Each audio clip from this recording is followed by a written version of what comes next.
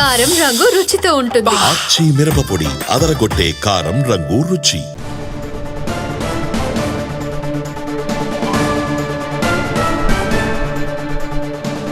ఆదిలాబాద్ జిల్లాని భారీ వర్షాలు అతలాకుతలం చేస్తున్న బ్రేకింగ్ వార్త మనం చూస్తున్నాం.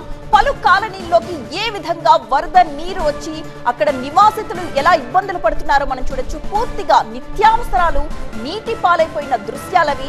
ఎలక్ట్రానిక్ వస్తువులు ఆ నీటిలో తడిచిపోయి పాడైపోయి పనికి రాకుండా ఉన్న పరిస్థితి. ఇంకా వరదలోనే పంజాబ్ చౌక్, అలాగే శాంతినగర్, రవీంద్రనగర్, భుక్తాపూర్ ఇవన్నీ కూడా వరదలోనే ఉన్నాయి. బొక్కలగూడలో అయితే భారీగా వరద నిలిచిపోయింది. వికలాంగుల కాలనీలో కూడా ఇదే సిచ్యువేషన్. తీవ్రంగా నష్టపోయామంటూ అక్కడి స్థానికులు ఆవేదన వ్యక్తం చేస్తూ ఉన్నారు.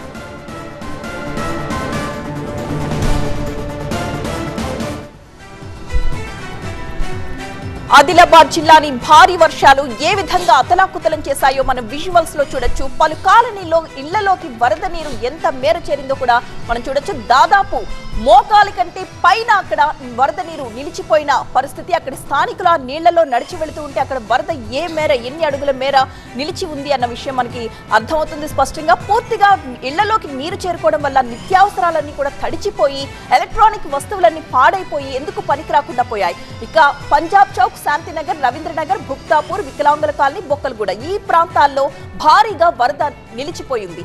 తీవ్రంగా నష్టపోయామంటూ అక్కడ స్థానికులు ఆవేదన వ్యక్తం చేస్తున్నారు.